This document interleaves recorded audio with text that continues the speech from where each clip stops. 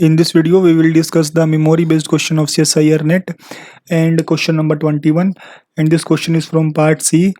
Question is let f from R2 to R such that f x comma y is equals to x power 1 upon 3 into y power 1 upon 3. Now in question, which of the following statement are true? Actually, in this question, we have to find out the true option. Now options are function is that is f is continuous at 0 comma 0 and function is not differentiable.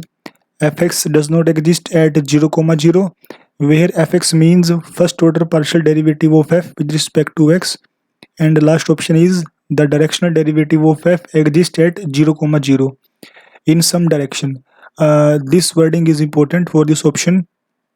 Now come to explanation. For this question, if function is continuous at 0 comma 0, this implies that a limiting value of function at 0 comma 0 must be equals to its functional value, that is f 0 comma 0 must be equal to this limiting value.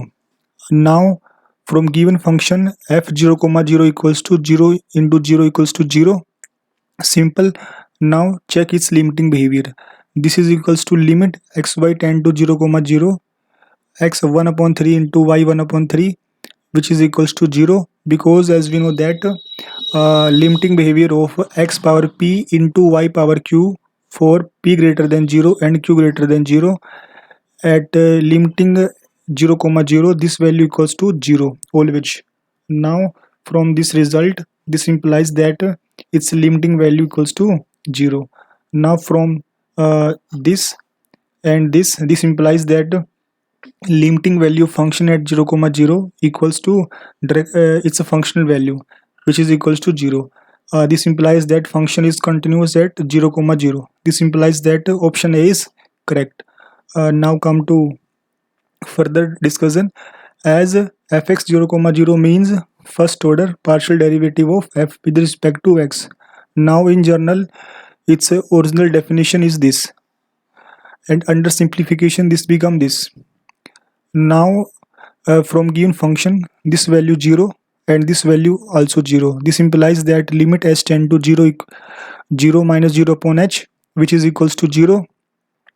This implies that option C is incorrect, because in option C we have given that fx does not exist, but it exists, that is option C is incorrect.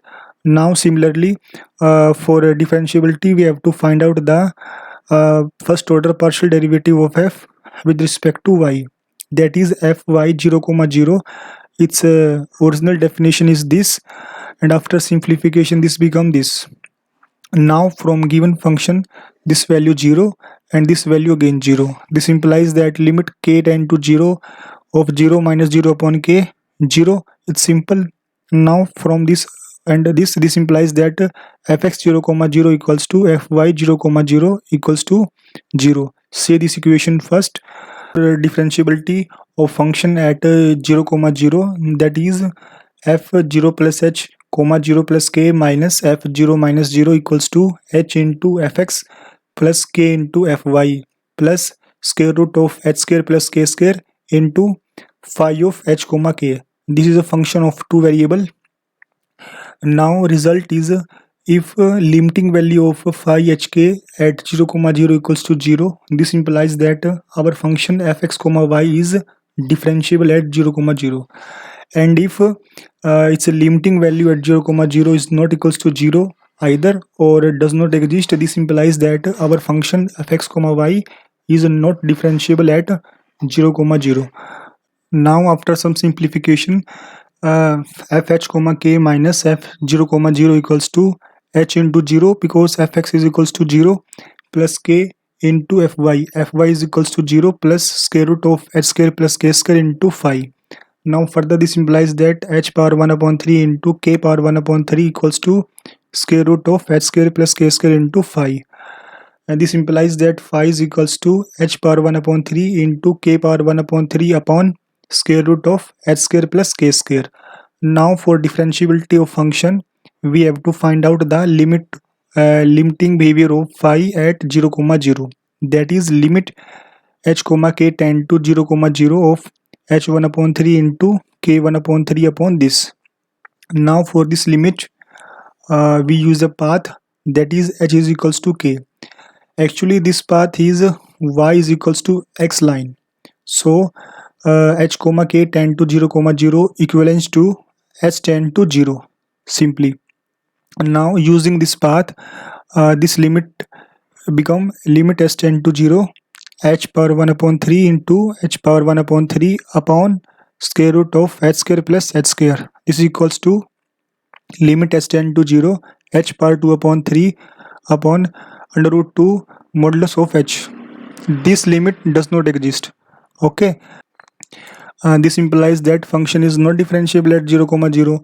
That is option B is correct, because in option B we have given that function is not differentiable at 0 comma 0. Now for option D, that is for option D we have to find out the directional derivative at some direction. That is, as we know that directional derivative of f at a point that is 0 comma 0 in a direction of u1 comma u2 is equals to limit s tend to 0 function of 0 plus h comma u1 comma 0 plus h into u2 minus f 0 comma 0 upon h. Now for simplicity, is equals to 1 and u2 is equals to 0. This implies that d1 comma 0 f 0 comma 0 equals to limit h tend to 0 f h comma 0 minus f 0 comma 0 upon h. From previous discussion we noticed that this is the definition of fx at 0 comma 0 and this value is 0. This implies that directional derivative of f exists at 0 comma 0 in some direction, because there exists at least one point in which directional derivative of f exists at this point. That is option D is correct. Now come to options again. Option A is correct, option B is correct, and option C is incorrect because fx is exists at 0 comma 0, and option D is correct because directional derivative of f exists at 0 comma 0 in some direction.